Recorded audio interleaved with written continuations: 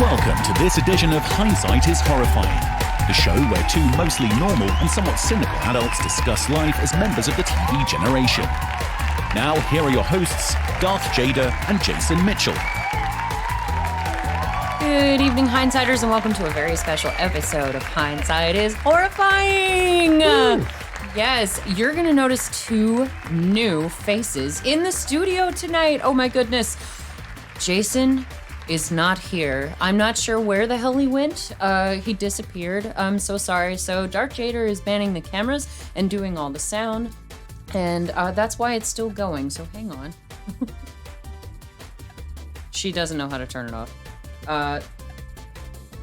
Well, once again. Okay, there it goes. It faded out on its own. So Darth Jader's not great at this anyway. So we have two handsome faces in the studio tonight. We have Darth's boyfriend, Josh. He's not fake. I've not been making him up. He's there on the left, so you can see him. I do indeed exist. I hired him by the hour. And then we have a friend of Darth Jader's from her old bartender Bahama Breeze days. You've heard the story of how Darth Jader became Darth Jader, and this man is a big part of that. He spread that nickname around like wildfire. This is Timmie. Welcome to the studio, Timmie. It was Darth Jader Rodriguez, I think. Darth Jader Rodriguez, that's right, because I speak Spanish, so apparently that makes me Darth Jader Rodriguez. We got onto you fussed at our manager about that. We can get back into that in a minute, Timmie. But so welcome to Pizza Night, and we are actually doing a special movie, which both Timmie and Josh wanted to discuss. So, boys, what movie are we discussing tonight? Idiocracy. Yes, and I need to talk to both of you about why you selected this particular movie. So, Timmie, since, you're both first-time guests, so, Josh, do you mind if Timmie goes first? Not at all. All right, excellent. Thank you, Timmie. Idiocracy is basically a movie that started off as a comedy and every year becomes more and more a documentary. Our friend Zach Zoller said something about that on Facebook, if you Yeah. saw, Timmie, because Josh and I were watching the movie the other night to get caught up, and Zach said, oh, Hindsight is doing documentaries now? Okay, because that's what the world is now, is Idiocracy. So, all right, so that's Timmie's reasoning. Babe, why did you want to do this show? I mean, who would have expected such it reads almost like a prescient dream. Like, this movie came out Fancy words. a while ago. And like Timmie said, it's just things have progressed, and we start to see all these parallels between the movie and real life. I mean, starting right now, even just in the intro of the movie, when they're doing the family trees. Yes. Yeah. I mean, It chronicles Cleavon. the breakdown of natural selection, which is kind of scary as a species. Oh, This is absolutely. true. The strongest don't always survive. It can Yeah. only go one way after that. Darwinism got Darwined out. Apparently, it just doesn't work anymore. So that's pretty much it. And we get the intro of the dumber and dumber people procreating. Meanwhile, Cleavon. Good old Cleavon. Man, I thought you was on the pill. what? No. Oh, it must have been Brittany. The next door Obviously got neighbor. something he lacks. I love that whole scene, how there's the family tree bubbles pop. Yeah. It's pretty bad. And then, so you see just this whole setup to where the dumber people, the meek shall, I guess, inherit the earth. They're not meek, though. They're just dumb. So the dumb people are inheriting the earth. And meanwhile, you have the smart couple who's sitting there saying, well, the economy is just not where we want it to be to have babies. And, you know, babies tend to show up when they're going to show up. But anyway, the smart couple, the wife basically outweights her husband until he's dead. Well, he dies masturbating. He dies to baiting. some sperm sample. Go away, I'm baiting. Exactly. So that's kind of the setup for what we've got going on. And then who do we run into? Who's our main character, gentlemen? We got Luke Wilson, Yes, we do. who's the average Joe. And his name is Joe. Yep, Yeah. Joe Bauer. Oh, there you go. Perfect. So, and what does he do? Can y'all fill us He in? sits on ass, apparently. Yeah, he's an army librarian and does nothing in some obscure corner of nowhere. The perfect He job. loves his job doing nothing, and then he gets Who doesn't? forcefully ripped away from it. But why does he get ripped away from it? See, this is a movie that I've had a busy week, so tell me why Joe is so terrible at his job. Like, what's his deal? It's not that he's terrible; it's that he's utterly mediocre in every way. Okay, so he's when his commander says lead, follow, or get out of the way, he gets out of the way. Okay, like that's not how you're supposed to answer that. But anyway, it's supposed to embarrass you into leading, or at least following. This is true. And as a former Army man, Josh, what are you supposed to do when your commander tells you to lead, follow, or get out of the way? Well, you've got two valid options. Tell us. You can lead, or if you're not in a position to do so, you follow correctly. Okay. And Timmie, as former bartenders, I think you're a current bartender. I'm a former bartender. I think you and I can both agree that you take command, or you're not behind the bar. That's just pretty much how it goes. There's no getting out of the way. No, there's not. You gotta. You're trapped behind there. God, you get trapped. I see memes all the time where it's like, "Why are you behind my bar?" People basically treat their bar like they're a soldier or a commander, where they're like, "Why are you here?" Not in my house. Not in my house. So cool. So that being said, like I said, I don't have a lot of notes. We're kind of free cuffing it as far as tonight goes, gentlemen. So one thing that I know about this movie is that the officer who gets Joe involved, because what happens, hindsighters, is that Joe gets involved in an experiment with a hooker who I'm pretty sure he never figures out is a hooker. He never does wise up to it. Yeah, she's a painter. That's what she does. So, Maya Angelou, who's just so perfect for this role. Maya Rudolph. Maya Angelou. My God, yeah, I'm a mess. Oh, I mean Mandela syndrome. There you go. I'm mixing up the wrong people again. Maya Rudolph. Thank you. She's a hooker, not Maya Angelou. Maya Angelou was never a hooker. No offense. No. Please don't write letters. Please, yeah.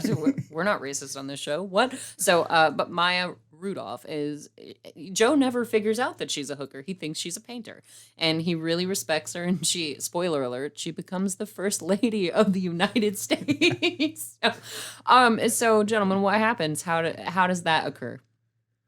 So they're doing an experiment, the Army experiment. That's why Joe was picked, because he was a researcher's dream. It's a human hibernation pod. Yes, they're gonna put him down to sleep for 1 year. Yes, and he's their guinea pig because he's so average. Yes. So he's the average Joe, and like no you family, said, so nobody would come. Yeah, no questions. parents, nothing, and so They had to go to the private sector, they say, to find Maya Rudolph. And there's a whole scene where Hookerville, the general or whatever is gaining the favor of her pimp, Upgrade. Upgrade. And spells his name thusly with a double D's. Double D's. Oh, I thought it was 2 Y's. For a double dose of pimping. Oh my God, that's awesome. So what's great though is the program proceeds to get shut down due to corruption because the officer in charge was involved with said individual, Upgrade. Yes, that was certain what individual. That's what I was got getting a taste toward. of the pimp gain life. Yeah. He couldn't go back. Upgrade then, life of is a course, square. gets the double dose of incarceration. Yes. Nicely done, babe. But so the officer not only gets arrested, but I guess everybody forgets about Joe and Maya. It was very, very classified. Very classified.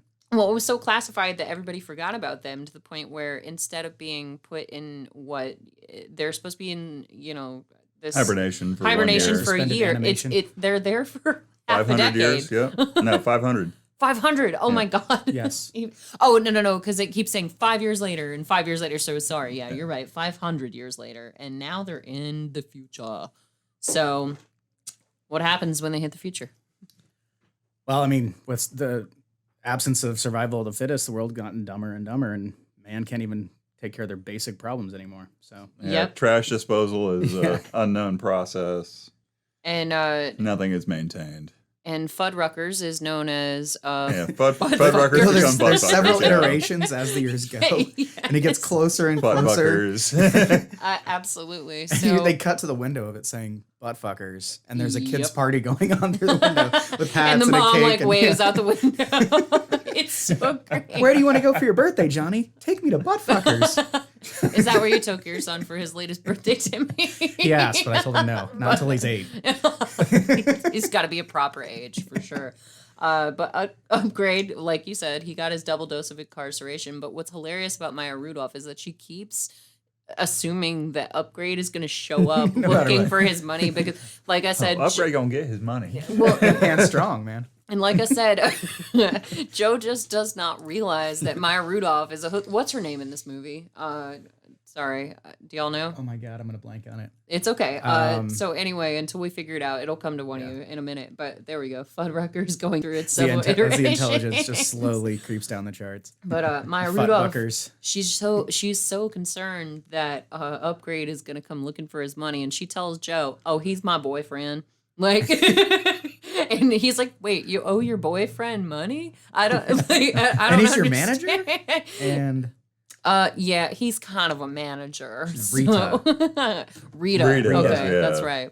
yeah. But yeah, so what'd you do, Josh? I'm trying to turn the subtitles on, but it's just not working. It's okay. I think you both know the movie well enough. Yeah, that that's we're true. all right. I Seen it. don't This know is it a well enough, but subtitle that's sample. okay. Quite a few times at this point. There we go. I watched So it 3 times in the last couple of weeks. this is some Actually, hindsighters. This is some inside baseball stuff right now. We are putting subtitles Dun, dun, on the movie. Dun dun dun. So all right, now we have them, which is great. And meanwhile, the population exploded and intelligence continued to decline. So you yeah, get to 2505 with the giant mountain of garbage. Trash mountains. A great trash avalanche. which I don't understand because it looks like they do have their trash problem pretty much solved, and then there's all this trash dumped outside of Dax Shepard's house. Well, it's 'cause of the Frito, avalanche. Frito. Well, it's because the great garbage Oh, okay. avalanche. of It's a mountain of 25. garbage, and they literally the cartoon-esque, just one tin can falls, tink, and knocks the whole side of the mountain And off. it's a little snowball effect on everything. I love that. Yeah, because then you have Dax Shepard's character, Frito Pendejo, which, Timmy, do you remember enough Spanish from our Bahama Breeze days to remember what pendejo means? Seaway. I worked in a restaurant long enough. All I know how to say is swear and some random fruits and vegetables. Yeah, because little side note, hindsighters. Timmy used to come up to me behind the bar and be like, "Jade, how do I say this in Spanish?" And the cooks would do the same thing to you. They would get really pissed at you, and you would get really pissed at them, and y'all were like, ¿Cómo se dice en español? "Yeah, ¿cómo se dice en inglés?" Like, hey, mommy, and you're like, "Jade," and I was like, "No, I'm not helping you guys fuel the fire For on our this one. translator. I'm just not. I was the little Rosetta Stone, if you will, of Bahama Breeze." So yeah. So we're at the point in the movie where the great garbage avalanche of 2505 has released Joe Bauer from his slumber. Joe Bauer. Meanwhile, Frito is watching Ow My Balls on the Violence Network. Yeah. Which it took us like half a day to remember this guy's name, Dax Shepard, who's married to Kristen Bell. I could remember all of this random stuff, that he was on Parks and Recreation. He was in all these other projects, but I was like, I can't remember his name, but it's Dax Shepard. Apparently people confuse him for Zach This was Braff one of his a lot. first like movie roles, I think, right? As far back as in the day? memory serves, yeah. Or at least an early one. He started on Punked or something like that, didn't he? With Ashton Kutcher? I know Like, I Zach think that Braff was- got punked, and he and Zach Braff kind of look alike, so I'm not really I think he was sure. one of like the play actors for Punked. Oh, was like, he? Before he was even famous. Like he Hey. was just one of the people who You never know. Yeah. But It's possible. he's awesome in this movie. He's a great actor in general. Shut up. This dude busts through his window. Face your face with my fist. I love how he gets up and he's on the lazy bowl. And, I don't want to miss him getting his balls hit. and he's, take a poop break. And he's drinking out of a penis straw. It's just like it's such a mess. And he just throws Joe out of his window. That's that's their first interaction. So yay. But there you And then go. Jesse's butt fuckers. There it is. Like I said, with the kids. And the party. mom waving out Yep, the window. of course, It's you great. So Joe is basically caught in this dystopian future, and he's he sounds quote unquote faggy because he speaks too well, because we see that it's become a hybrid of hillbilly, valley girl. And basic grunts. Basic grunts. That's the language of the United States now, and Sounded they just pompous. Yeah, he sounds pompous and condescending and quote unquote faggy to the general population, so they want to hit him when they see him. St. God's Memorial Hospital. Well, and the hospital reminds me, as John Mulaney says, I'm going to go ahead and piss off Adam Brown and Jason while they're not here. So, as John Mulaney says, everybody knows how to make a birthday sign, right? No, I don't have to trace it. Big ass B, and you run out of room trying to write the letters on the cardboard, and that's what the hospital reminds me of, because the A and the L are just falling off the side. So that's what that reminds me of. You're welcome, Adam and Jason. Their Roomba gone astray. I see the Roomba works just as well then as it does now. No, they never improved it. Well, Josh, I got Riley, my niece, Timmie. I got her it's like a little bee that sits in a cloud that's basically a Roomba, but it's a toy. And it's meant to encourage babies to crawl, to chase after the toy. And it's the exact same thing. It's a Roomba that like runs into the wall. So, as long as the baby doesn't end up running into the wall after it. She runs into the toy. If the baby's going after the toy and runs into the wall, you've got a bigger problem. Well, she gets the toy out of the little cloud, and then she's done chasing the Roomba part of it. And her mom was like, she already learned how to cheat this system. Like, it's over. So Nice, smart baby. Yeah, she is. Good for her. She's not going to wind up in this movie. It's our first not introduction. cheating, This it's is our finding first a introduction workaround. to Brondo in the movie, Yes. which is a warning. It's what plants crave. It's got electrolytes. But it's got what plants crave. And that's So basically, in this dystopian future, the economy is so bad that Brondo has taken over as like 50% of the. Well, because they bought the FCC and the FDA. yeah, they basically went full Parks and Recreation where Like, we can say whatever we want now. where Sweetums tried to take over the reservoir to put sugary water in the reservoir, and that's what's happened in this dystopian future is that they're basically drinking Gatorade instead of high quality H2O. Yeah, So- water's only from the toilet. Uh, And of course, I mean, you got to love this scene here too. I mean, when they've got him in the diagnositron or whatever. The guy gets the wait. No, this one goes in your probes mouth. mixed up. This one goes in your butt. He's trying to follow it. You're getting probed today, dude, but I can't keep it straight which probe goes where. So, sorry. I love how it just instantly cuts to him back at the drinking fountain, trying to get that taste out of his mouth. Taste of your own booty. So, yay. And meanwhile, you have Justin Long, who makes a fantastic appearance in this movie as the doctor, who's just like, bro, why are you talking so Smoking a weird? spliff while he's diagnosing it. You know, like, Sorry. what I do is So, yeah, I'm going to look after you and stuff, but yeah, why are you talking so weird? And what's the matter with you? says here you talk like a fag and your shit's all fucked up. Smoking like the largest joint I've ever seen in my life. So It's not that big. but, well, you know, Mom pays attention to this podcast sometimes, babe, just so you know. But anyway, laugh it up, mister. But yeah, so what I just like to do is like, I mean, and he can't even put a sentence together, and he's a doctor. So Justin Long, Dax Shepard, all these amazing people show up in this movie, but they're all effing idiots. Like, and everybody is, and I know that's the point. But when Luke Wilson is the smartest person in your world, I think everybody's screwed. No offense, Luke. You're very handsome. Something has gone horribly awry. Like, because Timmie, do you know this bit of trivia? There is a third Wilson, because you know Luke and Owen are brothers, right? Owen Wilson, Yeah, the one Luke from Wilson. the chick band, Wilson Phillips, right? Carney Wilson? No, there's a third Wilson. His name is Andrew Wilson, and I know you know who he is because you've seen the movie. So it's from Zoolander. Remember when Owen Wilson has a walk-off with Ben Stiller, and Owen Wilson's like little groupie guy is there like, do it, Hansel, like trying to encourage him. That's their brother, Andrew Wilson. Is that his like one starring one role ever? He was in another Owen Wilson movie that I've seen with Morgan Freeman. So he only gets roles through nepotism, is what you're basically. It's what Well, I'm trying he's to in this say. movie. Yep. Well, like, oh yeah, he is in this movie. Yep, That's he's right. Beat Supreme. He is Oh Beef my Supreme. God, really? Yeah. So once again, only through nepotism, like Yes. like we discussed. So that being said, It's on their writer. Like, yeah, let my untalented brother have something. Well, and what's hilarious to me is he's actually more conventionally handsome than either of the other Wilson brothers. Like, he's taller, he clearly goes to the gym, but like those two are famous and he's not. It doesn't make any sense, but who cares? Oh, and here we go. We've got Harry Potter level bulletin boards out on the streets. If you don't smoke Tarleton's, then fuck you.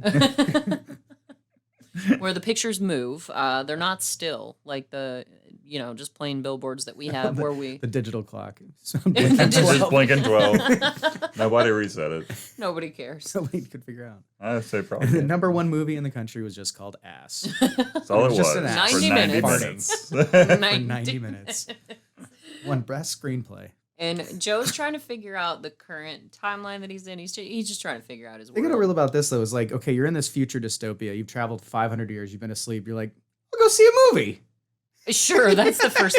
Well, it's not the first thing he does. He does something very reasonable. He goes to the hospital first. Yeah. And the lady, it's like everybody's either, they're so stupid that they're almost zombies, where the lady just, he keeps describing what happened to him. And he's like, I was in this government experiment and this happened to me. And I don't really know what's going on with my head. And then she finally presses the head injury button. And she's like, go to the right. Or no, the computer tells him, go to the, what did you call The it? Diagnosatron. The Diagnosatron on the right. Yeah, she doesn't even speak a word. She just blankly stares at him and then And finally presses it's a button. It's the one that he's like, I don't know where I'm at. Exactly. I'm kind of lost. I love how the advertising has changed too in this future. Like, if you don't smoke Tarleton's, fuck you. Like, Carl's Jr., fuck you, I'm eating. Would you like an extra big ass taco? Like, and the machines like completely rat you out. So you are an unfit mother. Yeah, you're Carl's either, Jr. will take care of your kids. You're an unfit mother, or you're a felon, or something. Because Dak Shepard's car stops working because it detects that he's got Luke Wilson in his car. Yeah. And well, then the other thing that Mike Judge has been pretty accurate on in the future is that the police brutality is out of control in this world. I mean, he gets pepper sprayed repeatedly just for saying a word. In the scene you reference, when he does get out of Dak Shepard's car, they just open fire on it. Yeah. End up shooting a bazooka backwards and hitting a plane out of the sky. He's like, that's my car, but I'm like, yeah. So yeah, 500 years from now, police are still doing their thing. Oh, good for them. And then of course we have so the justice system has somehow gotten worse. Yes, the justice system has gotten worse. All the sponsorship things behind him. They took my stapler because that's who that is. The judge. Yes. And once I can't remember his name. Gavel. We've got to look it up on one of our phones, but they took my stapler, and he's on King of the Hill. And he's the judge in this dystopian future. And Dak Shepard, ironically enough, turns out to be Luke Wilson's lawyer. So Joe's lawyer. And that's wildly unfortunate because Dak Shepard he starts to get mad at his own client. Well, that's not what the other lawyer said. Yeah, the other lawyer said that you're basically an idiot. And he just goes with what the defense or what the prosecutor's saying. And so the defense attorney's just not even doing his job. It's crazy. Well, I mean, he is a public defender, though, and as we well know, sometimes those don't do the best job. I mean, the one I was in a case against, he seemed to do okay, but I'm not going to call him out by name because he was actually a talented lawyer, so I'm going to leave him alone. But yeah, this guy, the prosecutor's like, dude doesn't even have a tattoo on his wrist. Like, what the hell's going on with it? This is what I heard. Like, it's just peace, and the crowd cheers. It reminds me of how, like, in Shakespearean plays where people would go to like public executions and stuff to see people hanged, and it's like, who would consider that entertainment? That's horrible, but that's kind of what this dystopian future is they're like, oh, a man's going to prison for the rest of his life? Sweet, let's go watch this happen. So there you go. One night of rehabilitation. One Doesn't night. sound so bad. No. One night? Sounds pretty good.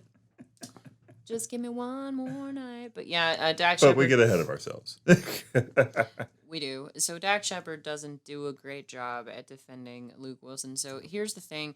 Besides why y'all picked this movie, so we can slow down for a second. Do y'all have any like special trivia or anything that you just is beloved about this movie, or any other reasons why you picked it? I mean, I already dropped that his brother is beef supreme. No, and I know that, but are there any other? If there are any other secret stories you have about that, feel free to just sneak those in. But did we find out what the judge's name is? took my stapler guy. I could find every other He's person so in this movie famous. except for him. I don't know why he's See, not. and that's the thing that happened, and I don't know if it's another Mandela Like I've got effect. Guy at Costco, but I can't find the judge. Look at Carl's look Jr. up Bill from King of the Hill, because that's who he is. I know that's his character's name on King of the Hill. But so anyway, that's another thing that happened to me, Timmy, was when I was looking at this movie. Played by Stephen Root. Don't think that's him. That's him. Yeah, that's Is him. it? Oh, Yep, okay. that's the guy. But I was watching this movie, and the guy who's kind of the announcer, like, oh, this is happening at Kmart or whatever. It sounds like the guy, Kenny something, who does SpongeBob SquarePants name, but I couldn't find him on the IMDb. But that's who it sounds like to me. So I don't know if I'm wrong about that or not. So don't get mad, hindsighters, if that's not who it is, because, they'll call me out. I'm not kidding. And I love this gamble that Maya Rudolph has going on, where she basically charges a guy by the hour and makes him wait to have sex with her, and he's Baby, like, "Oh, I can wait so good." Yeah, I can wait so good, baby." Like, and she's like, "You're still on the clock." Like, she keeps charging him. It's great. Hey, she knows a sucker when she sees Well, I think the line they use is the world's oldest profession has gotten a lot easier since people are so stupid. Yes, evidently so. Meanwhile, I wish the tattoo process was a little bit simpler. I have one myself, and I wish it was more like this, where it's just a quick zap and then you're done. And it seems like it would be a lot less painful, but what do I know? You don't have to have a needle stabbed into you for like an hour or whatever it is, depending on what design you This get one's going pretty on. quick. It's the receptacle you have to put your arm in is a little sketch, though. Yeah, it looks a bit dirty. You get a tattoo and Hep C. Thanks for coming. Yeah. Oh, yeah, and the one guy who was at the hospital before Joe had You have hepatitis B. hepatitis. Is somebody Aw. not feeling good? So, yeah, everybody's just kind of moving along, and they don't care what's happening to them. And One of the diagnoses on that thing is like just gas. Yeah. It's like, that happens a lot. It's just really bad gas. And so Joe's name gets changed, gentlemen. So what happens to him? Well, because the machine cannot understand him so well, because it's not used to people who actually use words, it thinks he's not sure. Yeah. I'm sure. Name is sure, comma, No. not. And he even has an ugly picture on top of that where he's just kind of scrunching up his face. I love how they got him on a catch pole. Just walking him up the escalator. And is this pretty much what would happen? Like, when you have a guy on a catch pole, not that I assume either of you have ever done this, but if you're going up a double escalator, would you have him on the other escalator while you're going up it? That doesn't make I a lot don't of suppose sense. it matters. I mean, he's not going anywhere. But I mean, that's not where your arms are their strongest. So if he decides to make a run for it or jump, like, isn't the policeman gonna lose his grip? I don't know. Likely, but they're not very smart. I'm looking for logic They're where not very smart. I'm looking for logic where there's none to be found. I love That's this the problem. dude trying to hide his answers. Yeah, Joe's taking his aptitude test for his jail job, and the questions are remarkably easy. You but just people are have still failing. You just have to be like a 5-year-old who can fit a square object into a square course. place Yep. or a I've triangle. matched the shapes. I've come Match across the some shape. people lately that I don't think could pass that test. Well, like I getting there. said, We're getting Zach there. Zoller called it. I mean, we're doing documentaries now, love. So that's Yep, what's happening. apparently. And Joe gets out of prison with a very crafty plan. So what does he do? Well, he has to get out of prison because he's about to get sat on by the guy. Yeah, the big dude he sitting on the makes other eye guy. contact through the glass, like, you're next. You're going down. And he even points out to the other prisoners, like, this guy, look at him through the window. That's the guy I want next. So that's a whole thing. But Joe, it just occurs to him to get out of prison. And how does he do it, guys? Like, wait, these people are morons. Hey, I think I'm in the wrong line. I'm supposed to be getting out. They almost catch him too, because one of the wardens or not wardens, but one of the policemen guards. Thank you. Is like, oh, I don't see you in the system. Are you sure you're supposed to be getting out? And he's like, check it again. Check your Go, files. go check the files back there. Yeah. And then he just runs away.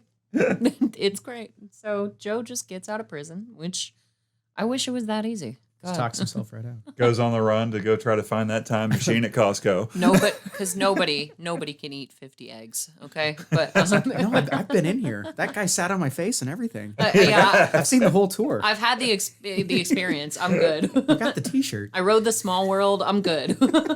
That's what they call the big guy, the small world. But yeah, so he gets out, and then it's actually kind of sweet, I think, and we're getting a little ahead of ourselves. I know we don't have to walk through the whole movie, as it were, but one of the first things that Luke Wilson does, that Joe does, is he finds Maya, the hooker, who I know, once again, he doesn't know that she's a hooker, but he goes looking for her.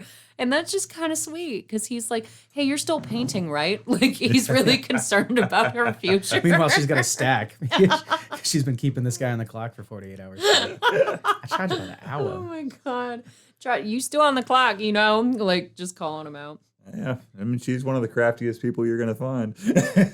Well, they're the two smartest people in the universe right now. At this point, yeah. That works. But, gentlemen, so since we're at a pausing point, we're going to go ahead and take a break. Hindsighters, we will be back in just 1 second. And we're back, listeners.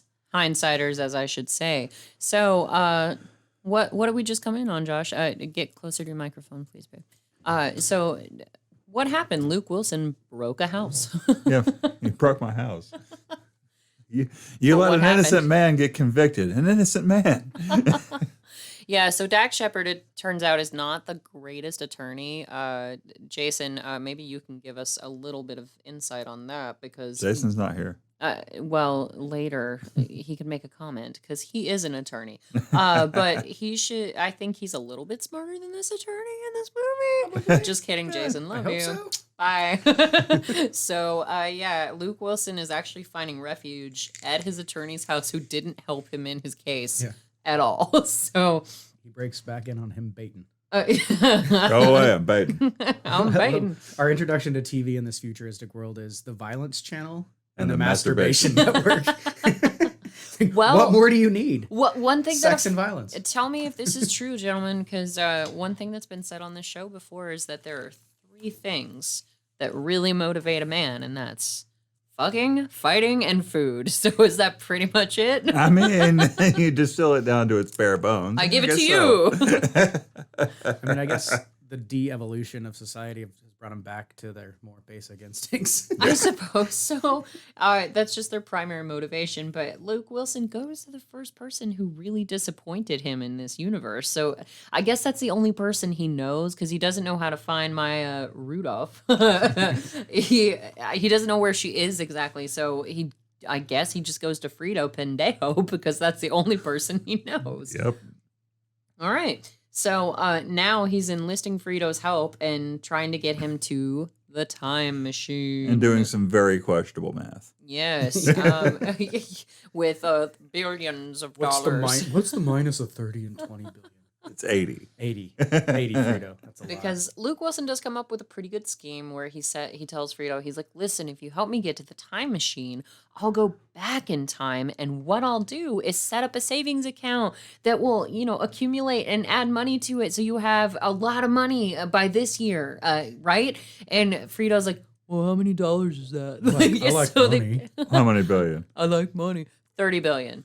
I'll tack on a few more billion, like as Frito again agrees to help him with future inflation projects. has gotten so outrageous in this world that the money's not even the $10 same. billion bills. The money's not even the same, so it's not as though like anything that Luke Wilson would have saved would have done him any good, because now you've got Terry Crews on the money, who we're about to run into. So I know, gentlemen, both of you are excited to talk about Terry Crews. In God We Trust has been replaced with hauling ass and getting paid.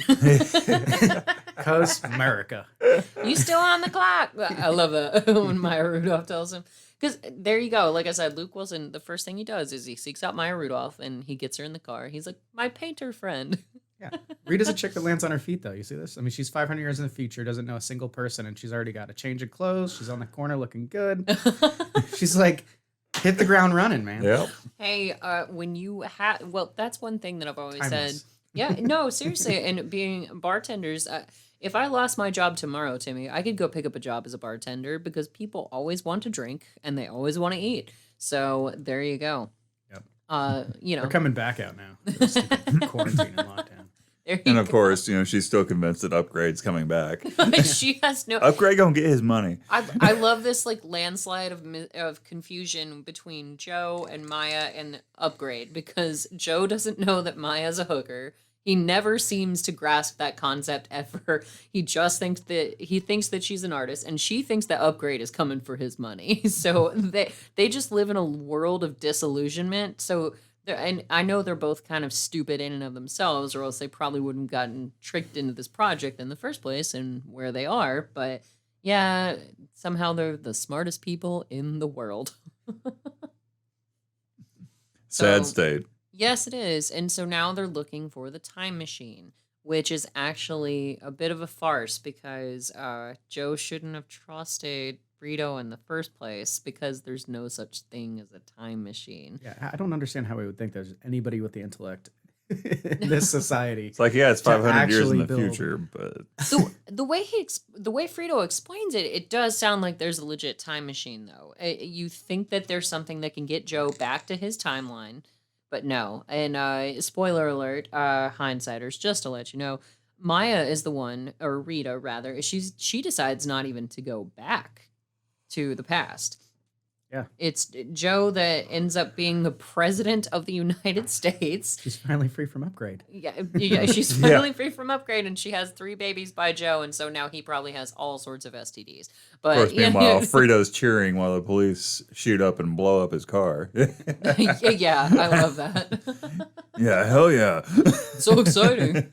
I even love the voice that Dax Shepard puts on where he's just like, yeah, man, duh, like I'm Peyton. Like he just doesn't care. Is that Spaghetti Junction in the movie? It looks like broken down Spaghetti Junction. So just Spaghetti Junction, I guess. But yeah, so they're trying to find the time machine, and they're relying on Dax Shepard to lead them there, and he's a complete idiot. And of course, Joe finds out that Starbucks is no longer for coffee, and a latte is no longer either for coffee. Well, you need to explain to the hindsighters what that is, babe, because not everybody's in the know like you are. This is one of your favorite movies, so why don't you explain? I could go for a really go for a Starbucks right now, and guys like, we don't have time for hand jobs, Joe. Every business has become a gentleman something or other in this future. So a latte specifically is a hand job. There's a latte with full release. Yeah, with latte with to full completion. That caffeine will get you finished. I love how the Costco is like the biggest thing in the entire universe. Yeah, Costco itself is like 1,000 acres. The package store. Yeah, apparently that's the one place that you can find. Josh, you want to hold it up to the camera? The chocolates that Jason brought me. Thank you, Mr. Mitchell, for my bark thins, which you can apparently only find at Costco. So thank you for that, Jason. But yeah, so we're in the search for the time machine. And why do we end up at Costco, gentlemen? What's the point of this? What happens? I just have to say, that's one of my favorite lines in the entire movie. I love you. You the greeter just standing there and going, "Welcome to Costco. I love you. Welcome to Costco. I love you." Like that's what we quoted when we were working at the Breeze. Leonard would quote that all the time. Oh, that's right. He actually did that at the front one time. Welcome to Bahama Breeze. I love you. I never knew why he did that because I hadn't seen this movie yet. So, it's all coming together. It comes full circle. And that's where we find out that Frito's gotten his law degree from Costco. Yes. His dad pulled some strings to get him in. Got him several lattes Starbucks on the coffee way. for men. But oh yeah, because you see full body latte. It ranges from $2 to like $200,000. H&R Block adult tax return.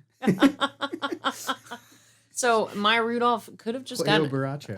pollo hermano. But it's pollo borracho. That's drunken chicken right there. No, yes, it is. But so Maya Rudolph could have gotten a job at any one of these places. She didn't have. She's a 1099 independent contractor. That's how smart she is. She has started her own business. She's an independent woman. So you gotta appreciate that about Rita. She's cool. But yeah, so they're just. But why are they at Costco? But like, what are they trying to accomplish at Costco? They're looking for the time machine. Well, it's at Costco. No, there's literally this Costco is so big. There is a tram in the Costco to transport you from one department to the next. And so it's quicker to actually get to the time machine by going through the Costco and getting on the public transportation inside of the Costco. Oh, as opposed to traveling around it. Yes. Okay, that makes total sense. Meanwhile, Joe is on, all the bulletin boards and little the scanner cops catches his wrist. Yeah. Oh, yeah. Another like documentary kind of thing that this is going to now is like people talking about implanting chips and being able to RFID readers and stuff like that. And everybody in this movie has the barcode. Yep. It's like. Bill Gates does not. But they want to they were too stupid to realize that that's a bad thing. Yeah. Well, this is true. Eventually, so I guess we just prevent ourselves from getting wrist tattoos because I read a story about this in middle school where people could get tattoos that help, or they went into a machine that helped them lose weight, and the machine would mark them with like a blue dot. And eventually, people started, eating whatever they wanted because they could lose weight at a moment's notice, and that was great, whatever. But then people started getting dots all up their arms, and it started covering their entire bodies. And I was like, oh, that's a crazy dystopian, scary future. But it kind of reminds me of this, where a scanner can just catch you wherever you are. So it's all. Of course, and he gets pepper sprayed again. More police brutality. And then again. How potent is that pepper spray? Because he gets pepper sprayed like 40 times. I mean, it sucks pretty hard. And we're at Bruce Wayne's house. Or no, I'm sorry. This is the White House. No, I know. Elizondo, Mountain Dew, Herbert Camacho. Show some respect. Oh, there's like a Terry above ground Crews. pool now. There's a car up on blocks. Like, this is the White House of the future. I love We get to it. meet the cabinet of the future. And the Yes, House you of do. Representing. All them important folks. History brought to you by Carl's Jr. The Secretary of Education is my favorite in this because he looks over just like cross-eyed. He looks like Opie from the Andy He's the president's Griffith cousin. It's fine. Show. Oh god. Oh wait, I'm mixing up my characters. Who's the little kid with the bowl haircut who looks like Opie from Andy Griffith? Is that the? Who is that? he's, Not him. Not him. No, he won a contest to become a cabinet member. Like you do. Like you do. Yeah, and what are the medallions, gentlemen? So everybody's wearing like a big ass like wrestling size medallion in this movie. And what do those represent? Obviously, if you're a cabinet member, you need some bling. Well, I mean, you got to have something that puts it out there. we've got some sound We've got coming on audio. in the studio, so that can't happen. YouTube gets mad at us when we do that. So, Timmy, could you hit the power button that's on this the speaker, the horizontal thing Yep. Where? on top? Yep. Okay. We just can't have sound. YouTube gets pissed. So, and now we've lost video because Josh doesn't know what he's doing over there. in the Nothing. corner. But now we have the amazing, the incredible, the impressive Terry Crews coming onto the scene. I love that they put him in like a Janet Jackson wig. That's one of my favorite parts about his character. Five-time Ultimate SmackDown Champion, Porn superstar and president of the United States. We have a reality TV star in the White House right now. Well, okay. What's the first thing you guys think of when you think of Terry Crews? Is it this? Because when I think of Terry Crews, I think of White Chicks, where he's looking at one of the Wayans brothers, and he's like, da da da da da da, and I need you, da da da da da, and I miss you, and that's all I can think of when I think of Terry Crews. So, is this what you guys think of? Oh, absolutely. Oh, This is the first real. This is the first thing I really remember seeing. Believe it or not, it's mostly Old Spice commercials for me. Yeah. Oh wow, I'd forgotten all about that. Yep, that was a thing too. He kind of branded himself in that. This is true. And I love how he kind of comes in like a wrestling champion. Well, I Like, mean, he is a multiple-time SmackDown champion. he is, as well as a porn star, but like to address the nation, you come in with your big medal and like, you're all ready to throw down there. Well, I mean, too, but these guess. people are all of marginal intelligence. That's what they want. This is the House of Representatives. That's what they want to see. God, House of once Represent- again, I'm looking for logic where it's simply I was- just- I was- American Express has his two teleprompter's axes. just like shit. it's Shit's like really hot and shit. Have you seen those Leslie Jordan videos on Instagram, Timmy, where he's this little bitty, and he calls himself this. He's a pocket gay, and he'll get on Instagram and address all of his followers and be like, well, shit, what are y'all doing? But that's what made me think about this, is that Terry Crews is just, he looks at his teleprompter, just, shit, what are y'all doing? Like, who knows? Of course, just pulls a random 249 out from under the podium there to Racist. fire up in the air to make sure that everybody's listening. Y'all quiet the hell down. There's nothing like belt-fed gunfire to get somebody's attention. No, Secretary, absolutely not not. sure. Secretary not sure because Joe has been elected the Secretary of State because he's the smartest man in the world because he knows how to fit his shapes and he knows basic questions. He's the Secretary of the Interior, and he's like, I don't even know what that is. Oh, Secretary of Interior. Okay. Yeah, because he's such a dumbass, but somehow he's the smartest man in the world. This movie makes me sad for so many reasons. But I just love Terry Crews's microphone and his outfit, like everything he's working with. Like a half sermon, half kind of R&B thing. Yeah. You know? He's dressed like Maya Angelou. That's what he's got, some like this flowy outfit on like she used to have, like but just covered in the flag. Yep, just the flag he's like representing. America threw up all over him. America exploded, and he's got gold boots on. That's what I love, that Terry Crews has no shame. You got to respect that about him.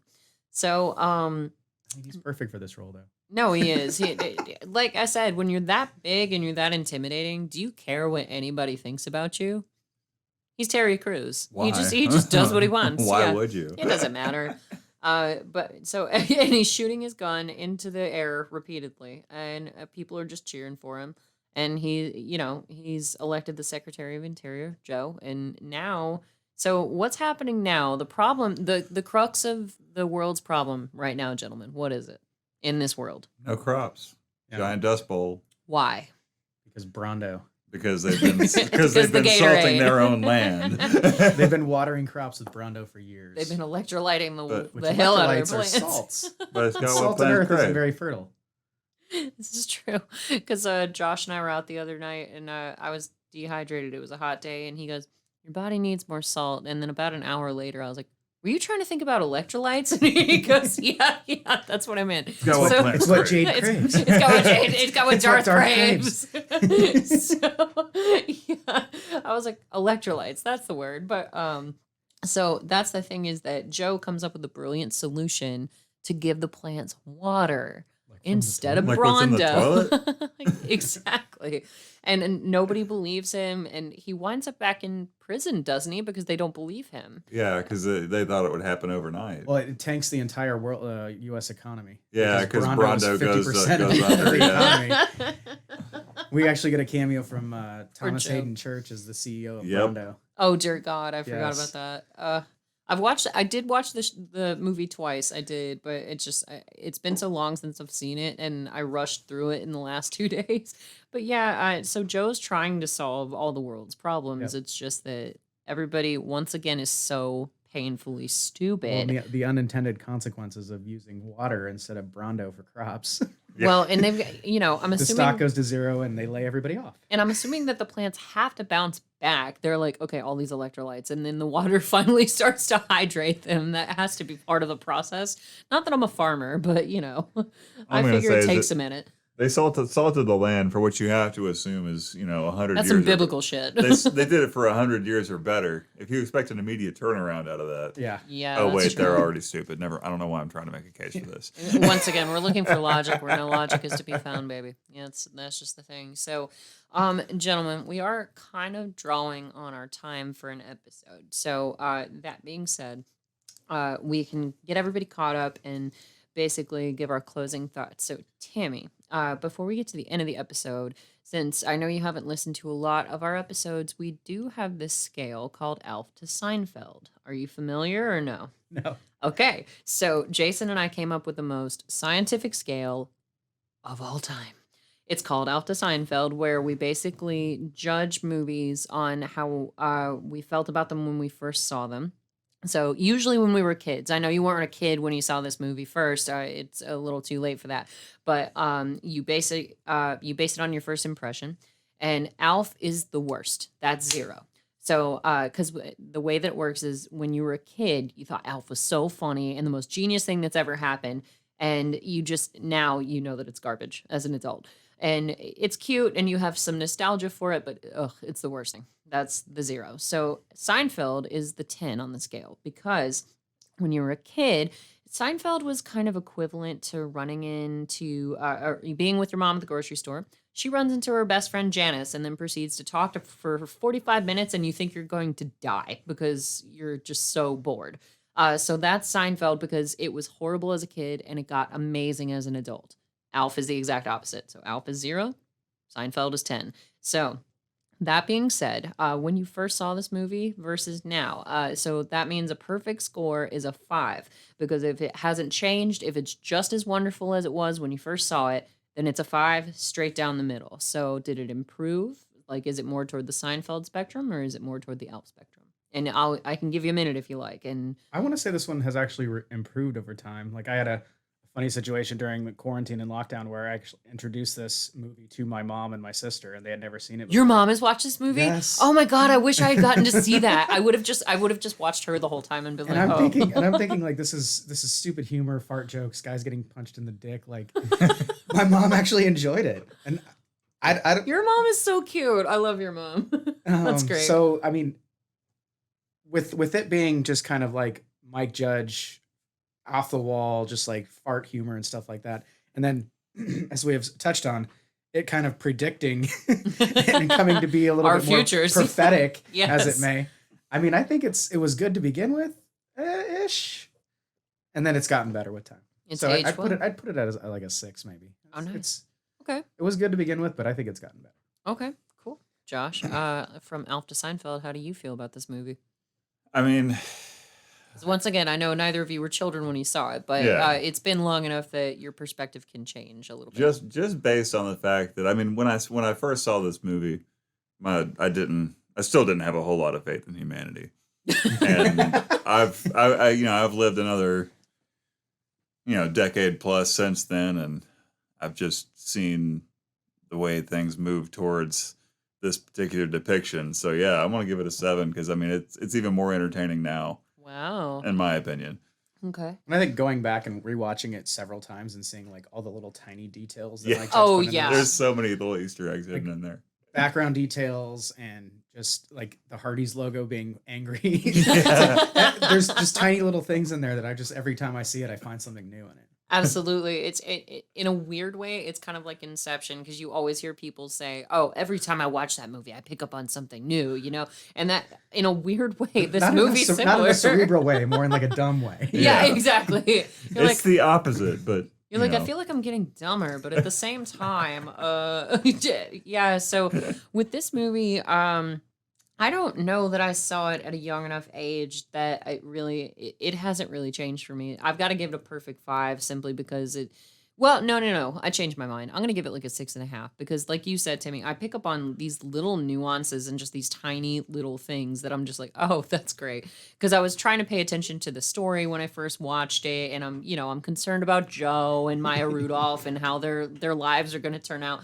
But then like you said, you see the unhappy face on like Carl's Jr. or the Carl's Jr. ATM, and just you pick up on these teeny little things that are just so hilarious. So yeah, I'm gonna give it a 6.5. It's in Maya Rudolph. I gotta say, she does such a great job with this movie. And when it came out mid-2000s too, I was probably a lot more high than when I watched it lately. yeah. Maybe that's why I'm picking up on the details. Having known you back then, I can almost guarantee that was the case. And just appreciating the fact that Gatorade is running through the system and just all this other shit. Like it's a great movie, and understanding like the economic factors of it, where it puts half the nation out of business when the Secretary of the Interior is like, hey, sugar water's not good for plants. So I appreciate it so much more than I did back then. That's very true. The pivotal scene, though, is the rehabilitation scene that they get to here in a little bit. Absolutely. Where it's a monster truck. Yeah, let's talk about that. We battle. don't have to end it right now just because we scaled it. So if you want to talk about that, go Beef ahead. Supreme comes back from retirement. Yep. And I love the other thing, the details here is the names of the characters in the movie. They're like And the Tylenol, baby crying 'cause- Formica, Yeah. Mel. They're like product names have become common names in this. But so anyway, Joe gets to go to rehabilitation after the economy crank tanks, and he gets a giant like little tiny car with a dildo strapped to the front of it. Yes. To go against these massive monster trucks The with like dildozer. chainsaws and The dildozer. dildozer. Yeah. But just in time, Rita comes through with a camera crew to show that the plants are starting to grow. And Yes, Joe she is does. saved. Rita saves his life, and so she ends up being, worth her money. We don't have time for lattes. It's a great movie. So Joe just gets in so much trouble for being smart all the time. And that's also happened throughout history. So this is a little prophetic because smarter people in history have gotten in trouble. They tend to be ostracized. Yeah, burn him. He's a witch. He's a witch. He's a wizard.